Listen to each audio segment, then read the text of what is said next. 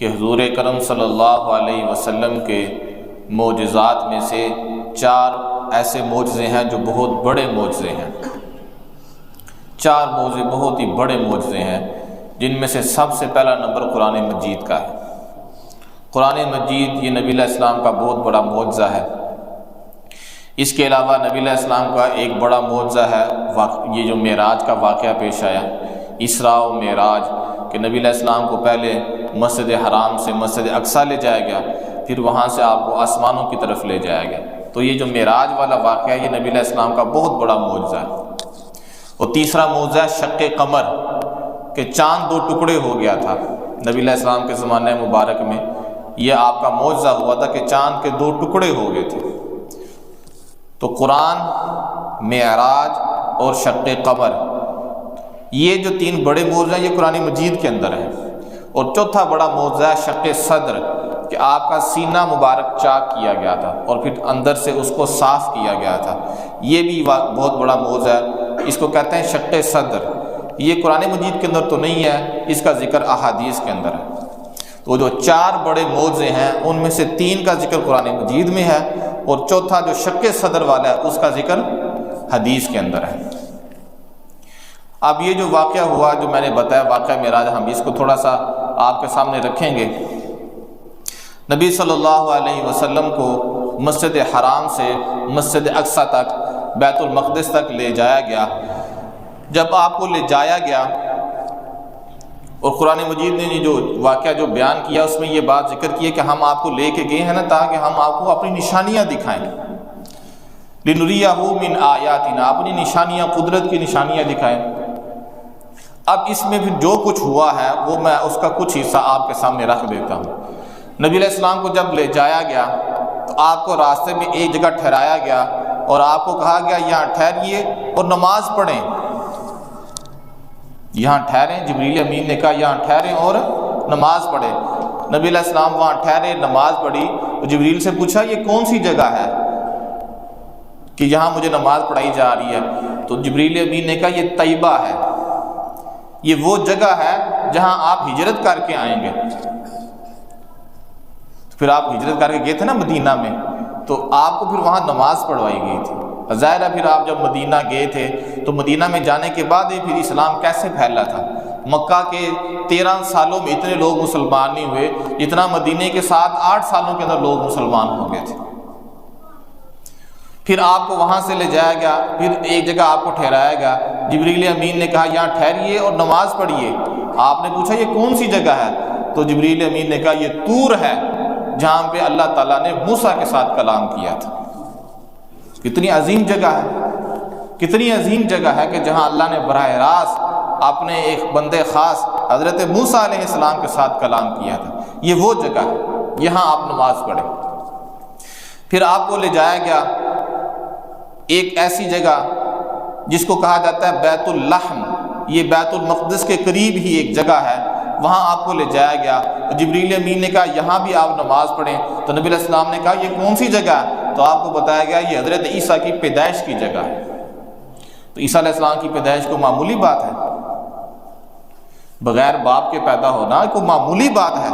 تو اللہ کا موسیٰ علیہ السلام کے ساتھ جس جگہ پہ کلام کیا وہ جگہ معمولی جگہ ہے؟ طور کی قسم تو قرآن مجید میں ہے، طور کے نام کی پوری ایک سورت ہے، وَالطُّورِ وَكِتَابٍ مَّسْطُورٍ۔ تو جہاں پہ اللہ تعالیٰ نے موسیٰ علیہ السلام سے کلام کیا وہاں بھی نماز پڑھائی، اور جہاں پہ حضرت عیسیٰ علیہ السلام کی پیدائش ہوئی وہاں بھی نماز پڑھائی۔ پھر وہاں سے نبی علیہ السلام کو بیت المقدس لے جایا گیا، وہاں سب انبیاء موجود تھے، وہاں سب انبیاء موجود تھے۔ پھر جبریل امین نے آپ کو آگے کیا اور آپ نے پھر سب نبیوں کو نماز پڑھائی، سب نبیوں کو نماز پڑھائی۔ اور وہ پھر اللہ کا وعدہ پورا ہوا جو اللہ تعالیٰ نے جس وعدے کا ذکر قرآن مجید میں کیا ہے کہ نبیوں سے اللہ نے یہ وعدہ لیا ہے کہ جب تمہارے ہوتے ہوئے کوئی رسول آ جائے تو پھر تم نے اس رسول کے اوپر ایمان لے کے آنا ہے، اس رسول کی مدد کرنی ہے۔ جس طرح حضرت یحییٰ نے حضرت عیسیٰ کی تصدیق کی، حضرت یحییٰ جس زمانے میں تھے حضرت عیسیٰ علیہ السلام بھی اسی زمانے کے اندر ہی آئے تھے۔ اسی طرح اب جب نبی علیہ السلام آئے تو اب وہ جو وعدہ تھا وہ اللہ تعالیٰ نے پھر ایسے پورا کیا کہ نبی علیہ السلام نماز پڑھا رہے ہیں اور سب انبیاء آپ کے پیچھے آپ کے مقتدی ہیں، آپ انبیاء کے بھی امام ہیں۔ وہاں سے پھر آپ کو حضور اکرم صلی اللہ علیہ وسلم کو پھر آسمانوں کی طرف لے جایا گیا، اور جب آپ آسمانوں کی طرف گئے تو پھر آپ کی ہر آسمان پہ نبی سے ملاقات ہوتی تھی۔ جب آپ کو پہلے آسمان پہ لے جایا گیا، وہاں پہ آپ کی ملاقات آدم علیہ السلام سے ہوئی، آپ کو بتایا گیا یہ آپ کے والد ہیں، آپ ان کو سلام کریں۔ نبی علیہ السلام نے پھر ان کو سلام کیا۔ پھر جب دوسرا آسمان آیا، دوسرے آسمان پہ ملاقات ہوئی حضرت عیسیٰ علیہ السلام سے اور حضرت یحییٰ علیہ السلام سے، ان دونوں سے ملاقات ہوئی۔ جبریل امین نے بتایا، پھر آپ نے ان کو سلام کیا۔ تیسرے آسمان پہ گئی، تیسرے آسمان پہ ملاقات ہوئی حضرت یوسف علیہ السلام سے۔ چوتھے آسمان پہ ملاقات ہوئی حضرت ادریس علیہ السلام سے۔ اسی طرح پھر حضرت ہارون علیہ السلام سے ملاقات ہوئی، پھر آگے حضرت موسیٰ علیہ السلام سے ملاقات ہوئی۔ جب حضرت موسیٰ علیہ السلام سے ملاقات ہوئی، حال احوال ہوا، اور سب نبیوں نے، جتنے بھی انبیاء سے ملاقات ہوئی، سب نبیوں نے نبی علیہ السلام کو خوش آمدید کہا تھا، خوش آمدید کہا تھا، مرحبا مرحبا کہا تھا، مرحبا بالنبی الصالح، مرحبا بالاخ الصالح، کہ نیک نبی آ گیا ہے، نیک بھائی آ گیا ہے، ہم اس کو خوش آمدید کہتے ہیں۔ سب نبیوں نے نبی علیہ السلام کو خوش آمدید کہا تھا۔ تو خوش آمدید کہا نبیوں نے۔ جب حضرت موسیٰ علیہ السلام کے ساتھ ملاقات ہوئی تو حضرت موسیٰ علیہ السلام رونے لگ گئے۔ تو نبی علیہ السلام نے فرمایا آپ کیوں روتے ہیں؟ فرمایا میں اس چیز پہ رو رہا ہوں کہ آپ کی امت کے جو جنتی ہیں وہ میری امت کے جنتیوں سے زیادہ ہے۔ آپ کی امت میں جنتیوں کی تعداد میری امت کے جنتیوں کی تعداد سے زیادہ ہے۔ اسی طرح پھر آپ کی آگے آخر میں ملاقات ہوئی حضرت ابراہیم علیہ السلام کے ساتھ۔ حضرت ابراہیم علیہ السلام 7ویں آسمان پہ، حضرت ابراہیم علیہ السلام 7ویں آسمان پہ ایک جگہ ہے جسے کہتے ہیں بیت المعمور، جس کا طواف فرشتے کرتے ہیں۔ حضرت ابراہیم اس کے ساتھ ٹیک لگا کے بیٹھے ہوئے تھے۔ پھر نبی علیہ السلام ان کے قریب ہوئے، آخر نبی علیہ السلام ان کے بیٹے تھے، نبی علیہ السلام ان کے قریب ہوئے، آپ نے ان کو سلام کہا اور انہوں نے سلام کا جواب بھی دیا، اور نبی علیہ السلام کو مرحبا بھی کہا، اور انہوں نے یہ بھی کہا کہ میرا بیٹا آ گیا ہے، میں اپنے بیٹے کو خوش آمدید کہتا ہوں، میں اپنے بیٹے کو مرحبا کہتا ہوں، کیونکہ نبی علیہ السلام ظاہر حضرت ابراہیم علیہ السلام کی نسل سے ہی تھے۔ حضرت ابراہیم علیہ السلام کے ایک بیٹے تھے حضرت اسماعیل علیہ السلام، تو نبی علیہ السلام حضرت اسماعیل کی نسل سے تھے۔ نبی علیہ السلام کی ملاقات ہوئی جب حضرت ابراہیم علیہ السلام سے، تو حضرت ابراہیم علیہ السلام سے پھر چند باتیں کی، بلکہ حضرت ابراہیم علیہ السلام نے کی۔ حضرت ابراہیم علیہ السلام نے یہ کہا کہ جب آپ واپس جائیں تو آپ نے جا کے اپنی امت کو میری طرف سے سلام کہنا ہے، آپ نے جا کے میری طرف سے سلام کہنا ہے، اور یہ پیغام پہنچانا ہے کہ جنت کی مٹی بڑی خوشبودار ہے۔ جنت کی مٹی، آپ اندازہ کریں جس کی مٹی ہی خوشبودار ہے اس کی خوشبو کتنی خوشبودار ہے، کہ اس کی تو مٹی ہی خوشبودار ہے، اور اس کا پانی بہت میٹھا ہے، لیکن ہے صاف میدان، ہے یہ بالکل صاف، مٹی بڑی خوشبودار ہے اور پانی اس کا میٹھا ہے، لیکن ہے کیا؟ صاف، چٹیل میدان ہے۔ یہاں پھر اب تم نے اپنی فصل خود اگانی ہے، کاشتکاری خود کرنی ہے۔ تو پھر نبی علیہ السلام نے پوچھا کہ کاشتکاری کیسے کریں گے؟ تو پھر حضرت ابراہیم علیہ السلام نے ایک وظیفہ بتایا، ایک کلمہ بتایا کہ یہ جا کے پھر آپ نے اپنی امت کو بتانا ہے کہ یہ کلمہ کہیں تو ان کی یہاں پہ فصل لگ جائے گی۔ حضرت ابراہیم علیہ السلام نے وہ کلمہ بتایا، سبحان اللہ والحمد للہ ولا الہ الا اللہ اللہ اکبر لا حول ولا قوت الا باللہ۔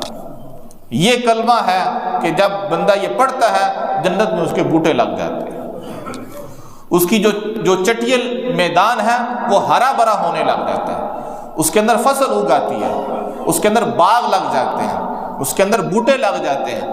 لیکن دنیا کے اندر بندہ جب یہ پڑھتا ہے تو آخرت میں اس کے لیے اچھا سامان تیار ہو جاتا ہے۔ تو ابراہیم علیہ السلام نے نا امت کے لیے یہ پیغام بھیجا ہے۔ بڑے بڑے ہوتے ہیں، جب ان کے پاس کوئی آئے تو وہ کہتے ہیں جا کے میرا پیغام دیں، اکثر ایسے ہوتا ہے، اور جا کے میرا پیغام پہنچا دے۔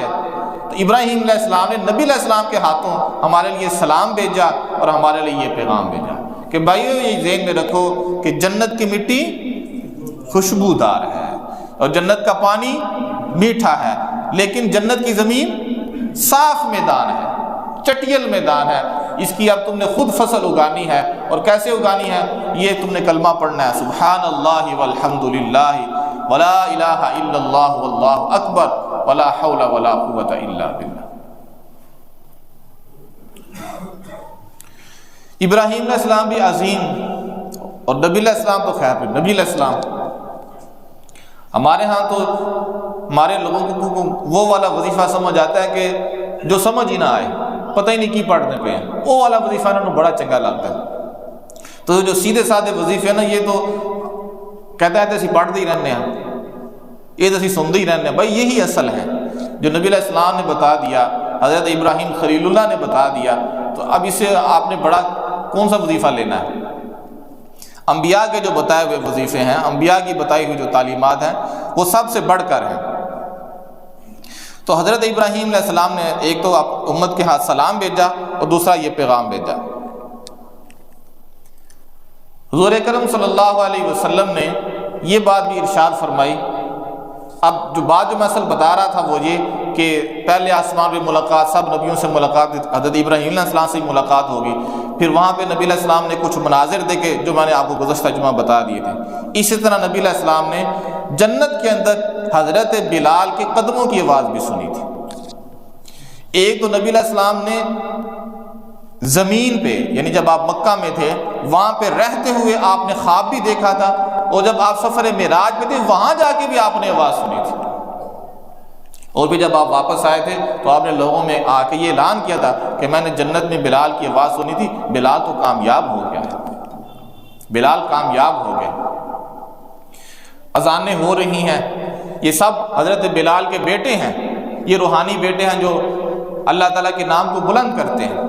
یہ مسجدیں جتنی بھی ہیں یہ بیت اللہ کی بیٹیاں ہیں، اصل تو اس کا وہی ہے نا، کعبۃ اللہ ہے، باقی سب مسجدیں اس کی بیٹیاں ہیں۔ وہ جتنے مؤذن ہیں یہ سب حضرت بلال کے روحانی بیٹے ہیں، یہ ان کی طریقے پر چلتے ہوئے اللہ تعالیٰ کے نام کو بلند کرتے ہیں۔ ہمارے ہاں ویسے تو آج کل شاید ہی جو بڑی مساجد ہیں وہاں تو ہیں، ویسے مؤذنوں کا حال کوئی نہیں۔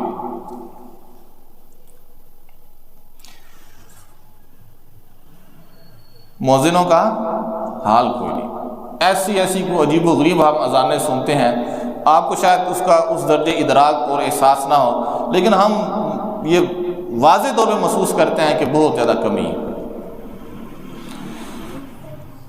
میں کبھی کشمیر روڈ کی طرف جاؤں تو کبھی کبھی اتفاق ہوتا ہے وہاں کوئی مسجد ہے، اب مجھے پتہ نہیں اس مسجد کا نام کیا ہے، لیکن کبھی اتفاق ہوتا ہے وہ مسجد کی آواز نہ سڑک کے اوپر بھی آ رہی ہوتی ہے، ایسی عجیب و غریب وہ آواز اذان ہے، مطلب پتہ نہیں وہ کس طرح کا وہ اذان دینے والا ہے اور کس طرح کے لوگ وہاں کی آواز سننے والے ہیں کہ یہ بھی ان کو احساس نہیں ہوتا کہ اتنی غلط اذان ہے۔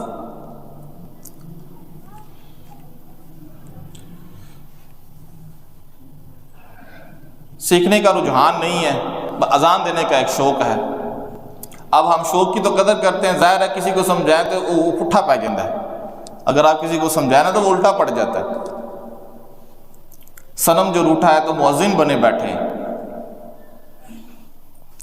تو بہرحال یہ اللہ تعالیٰ کے نام کو بلند کرنا ہے، اس کا بڑا ادب ہونا چاہیے، کوئی بہت ہی خوبصورت آواز کے ساتھ اللہ تعالیٰ کے نام کو بلند کرنا چاہیے کہ جو سنے اس کے دل میں بھی ایک تڑپ پیدا ہو جائے کہ میں اب اللہ کی طرف آ جاؤں۔ آپ دیکھ لیں عموماً بعض کا تو ہم نے بڑی سوسائٹیز کی مساجد کے اندر بھی دیکھا ہے، وہاں بھی بس ایسے ہی برا حال چل رہا ہے۔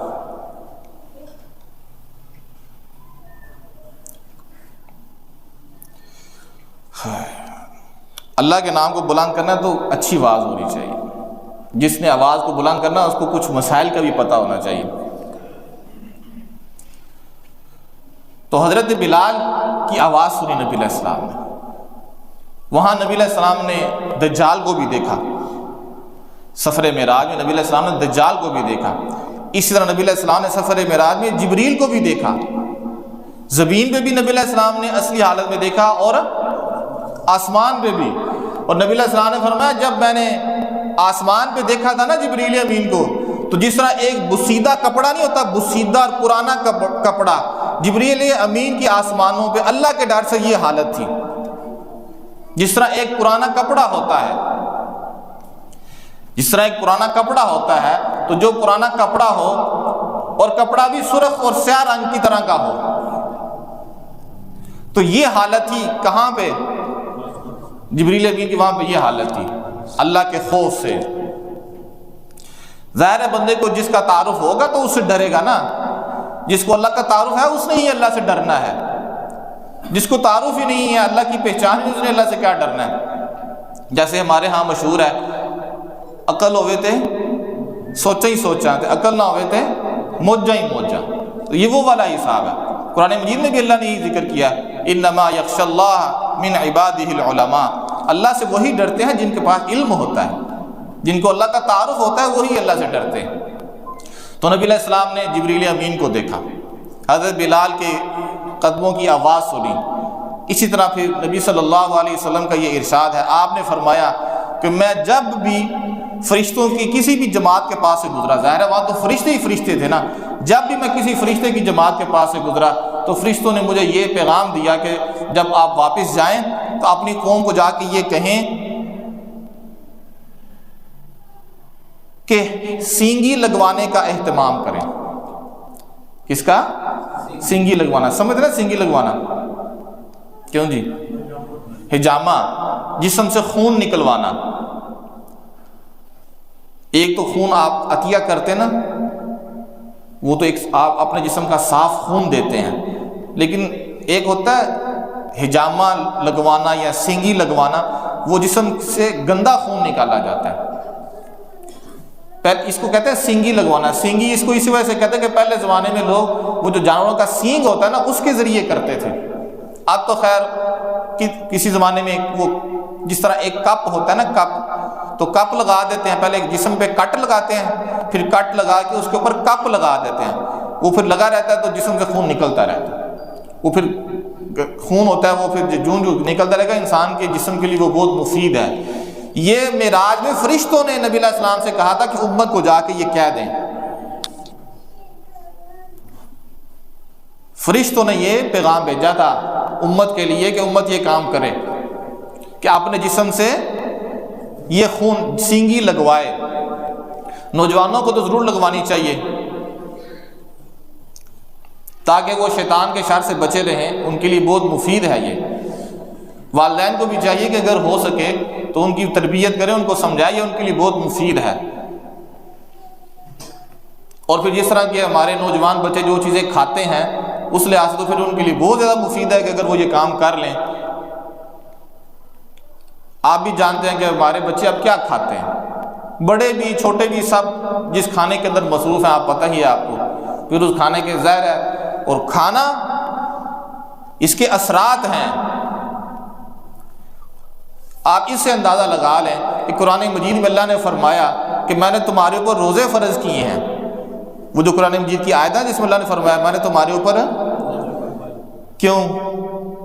آگے اللہ کا کیا ارشاد ہے؟ تاکہ تم پرہیزگار بن جاؤ، تاکہ تم متقی بن جاؤ۔ یعنی بھوکا رہنے سے بندہ متقی بنتا ہے، متقی بنایا جا رہا ہے، اور اس کا طریقہ اللہ نے کیا اختیار کیا کہ ان کو بھوکا رکھا جائے۔ کھانے کا انسان کی زندگی سے بڑا عمل دخل ہے۔ قرآن مجید میں اللہ تعالیٰ نبیوں سے بھی کہا ہے، ایمان والوں سے بھی کہا ہے کہ بھائی تم پاکیزہ چیزیں کھاؤ اور اچھے کام کرو۔ جو برا کھاتا ہے نا پھر اس کے اعمال میں خرابی پیدا ہو جاتی ہے۔ نیک لوگوں کا یہ کہنا ہے، نیک لوگوں کا اپنی کتابوں کے اندر انہوں نے یہ بات ذکر کی ہے کہ میت کے گھر کا کھانا انسان کا دل مردہ کر دیتا ہے۔ کس کے گھر کا کھانا؟ میت کے گھر کا۔ اب تو ہم نے سنا ہے، آج گفتگو تھوڑی سی لمبی ہو جائے گی، ہم نے سنا ہے کہ یہ جب کوئی کسی گھر فوتی ہو جاتی ہے، لوگوں سے ہی ہم نے سنا ہے، مشاہدہ تو نہیں کیا، اکثر لوگوں سے ہم نے سنا ہے کہ جو ہی میت کو اٹھانے کا وقت آتا ہے نا تو گھر میں رش پڑ جاتا ہے، میں نے کئی لوگوں سے سنا ہے کہ جو ہی جنازہ اٹھانے کا بولو تو صحیح تو گھر میں رش پڑ جاتا ہے، اور وہ رش اسی لیے پڑتا ہے کہ کیا کریں گے؟ ہاں کھائیں گے، پتہ ہے کہ میت کے گھر والوں نے بنایا ہوگا تو کھائیں گے، وہ کھا کے چلے جائیں گے، گھر میں بھی ہانڈی نہیں پکی ہوئی، پہلے سے تیاری کی ہوتی ہے کہ گھر نے اج پکانی اتنے جاؤں گے، اور کوئی تو لوگ تو انتظار میں ہوتے ہیں۔ بات یہ بتا رہا تھا کہ یہ جو کھانا ہے نا، اس کا انسانی زندگی کے ساتھ بڑا عمل دخل ہے۔ تو نبی علیہ السلام نے کو فرشتوں نے کیا کہا تھا؟ اپنی امت کو جا کے کیا کہیں؟ سینگی لگوائیں، اپنے جسم سے خون نکلائیں۔ وہ جو خون نکلتا ہے وہ پھر ایک گندا خون ہوتا ہے۔ نبی صلی اللہ علیہ وسلم کو جب ایک موقع پہ زہر دیا گیا تھا نا خیبر کے اندر، تو نبی علیہ السلام بھی پھر اس کے بعد سینگی لگواتے تھے، آپ بھی اپنے جسم سے خون نکلواتے تھے، آخر دم تک پھر آپ سینگی لگواتے رہے۔ لیکن وہ پھر ایسا ہوا کہ وہ پھر ٹھیک نہ ہو سکا۔ جب آپ کی وفات کا وقت قریب آیا تو آپ نے یہی کہا کہ بھائی وہ جو زہر ہے نا اس کا اثر مجھے ابھی بھی محسوس ہو رہا ہے، حالانکہ اس واقعے کو گزرے ہوئے تقریباً 4 سال ہو چکے تھے، لیکن نبی علیہ السلام نے فرمایا مجھے ابھی بھی اس کا اثر محسوس ہو رہا ہے۔ تو بہرحال یہ کچھ باتیں تھیں۔ آخر میں ایک چھوٹی سی بات سنا کے بات ختم کرتے ہیں۔ نبی صلی اللہ علیہ وسلم جب پھر جو میں نے بتایا نا ملاقاتیں ہوئیں، پھر اللہ سے بھی ملاقات ہوئی، فرشتوں کی بھی میں نے آپ سے بتا دی، انبیاء کی بھی بتا دی، اب اللہ سے ملاقات ہے۔ نبی علیہ السلام کی اللہ سے ملاقات ہوئی، اللہ تعالیٰ نے حضور اکرم صلی اللہ علیہ وسلم کو 3 چیزیں عطا فرمائی تھیں۔ کتنی چیزیں؟ سب سے پہلی چیز نماز، کہ یہ بتایا گیا کہ یہ نماز ہے، 50 نمازیں آپ کی امت پہ فرض کی گئی ہیں، آپ کی امت نے 50 نمازیں پڑھنی ہیں۔ نبی علیہ السلام جب 50 نمازوں کے ساتھ واپس آئے تو آپ کی ملاقات ہوئی حضرت موسیٰ علیہ السلام کے ساتھ۔ حضرت موسیٰ علیہ السلام نے کہا جی 50؟ آپ کی امت نہیں پڑھے گی 50؟ میں بنی اسرائیل کے اندر رہ کے آیا تھا، وہ بہت برا سلوک کرتے تھے نماز کے ساتھ، وہ نماز کا اہتمام نہیں کرتے تھے، تو 50 نمازیں آپ کی امت نہیں پڑھے گی۔ اچھا تو پھر کیا کروں؟ جائیں اللہ کے پاس اور اللہ کہیں گے نمازیں کم کریں۔ وہ پھر نمازیں کم ہوتی رہیں۔ نبی علیہ السلام نے تقریباً کافی سارے چکر لگائے، اور کافی سارے چکر لگا کے وہ نمازیں 50 کی بجائے 5 رہ گئیں۔ یہ جو 5 اب ہم پڑھتے ہیں، جب 5 رہ گئی نا تو اللہ نے کہا جی یہ 5 ہیں۔ پھر نبی علیہ السلام جب واپس آئے تو موسیٰ علیہ السلام نے کہا جی آپ پھر واپس جائیں اللہ کے پاس اور اللہ کو جا کے کہیں کہ نمازیں کم کریں، یہ بھی زیادہ ہیں۔ تو نبی علیہ السلام نے فرمایا اب مجھے جاتے ہوئے حیا آتی ہے، اب مجھے حیا آتی ہے کہ میں جا کے اللہ سے یہ کہوں کہ میری امت 5 بھی نہیں پڑھے گی، 5 تے پڑھے گی۔ یہ نبی علیہ السلام تاڑے دے مان سی کہ تسی 5 پڑھو گے، ان تساں پڑھنی ہے نہیں، یہ نہیں پڑھنی ہے۔ نبی علیہ السلام کی حیا کی لاج رکھنی ہے یا نہیں رکھنی ہے، اب آپ کے اوپر ہے۔ اب آپ مجھے بتائیں اس بندے کی کیا سفارش ہوگی جس نے 5 نمازیں بھی نہیں پڑھی؟ نبی علیہ السلام نے تو کہا تھا مجھے اب حیا آتی ہے کہ میں اللہ کے پاس جا کے یہ کہوں کہ 5 بھی نہیں پڑھیں گے، مجھے حیا آتی ہے کہ 5 پڑھے گی۔ تو حیا کی لاج رکھیں، آپ کے نبی نے اللہ کے سامنے جانے سے حیا کی تھی، تو اس حیا کی لاج رکھیں۔ اب 5 تو پڑھیں، تہجد پڑھنی، اشراق پڑھنی، چاش، وہ تو بہت نیک لوگوں کا کام ہے، لیکن فرض تو پڑھیں نا، فرضوں کا تو اہتمام کریں۔ تو ایک تو آپ کو اللہ تعالیٰ نے جو چیز عطا کی وہ کیا تھی؟ نماز۔ نمبر 2 سورۃ البقرہ کی آخری 2 آیات، آمن الرسول سے لے کے فانصرنا علی القوم الکافرین، یہ 2 آیات ہیں جو اللہ تعالیٰ نے نبی علیہ السلام کو معراج پہ ہی عطا کی تھی۔ یہ سورۃ بقرہ کی آخری 2 آیات ہیں۔ اور تیسری چیز جو اللہ تعالیٰ نے نبی علیہ السلام کو عطا کی تھی وہ یہ کہ آپ کی امت میں سے جو بندہ شرک نہیں نہ کرے گا میں اس کو معاف کر دوں گا، جس نے شرک کیا اس کو میں معاف نہیں کروں۔ اور قرآن مجید میں بھی اللہ نے ذکر کیا ان اللہ لا یغفر ان یشرک بہ ویغفر ما دون ذلک لمن یشاء، میں شرک کو معاف نہیں کروں گا، اس کے علاوہ جس کو چاہوں گا معاف کر دوں گا۔ انہ من یشرک باللہ فقد حرم اللہ علیہ الجنہ، جو بندہ بھی شرک کرے گا اللہ نے اس کے اوپر جنت کو حرام کر دیا، ومأواہ النار، اس کا ٹھکانہ جہنم ہے، وما للظالمین من انصار، اور ایسے ظالموں کو اللہ سے کوئی بھی نہیں بچا سکے گا۔ یہ بہت بڑا ظلم ہے اور ایسے ظالم کا کوئی مددگار نہیں ہے، کوئی بھی نہیں بچا سکے گا۔ ظاہر شرک کی تعلیم نہ قرآن نے دی ہے، شرک کی تعلیم نہ نبی علیہ السلام نے دی ہے، سب نے تعلیم دی ہے تو اللہ کی وحدانیت کی دی ہے۔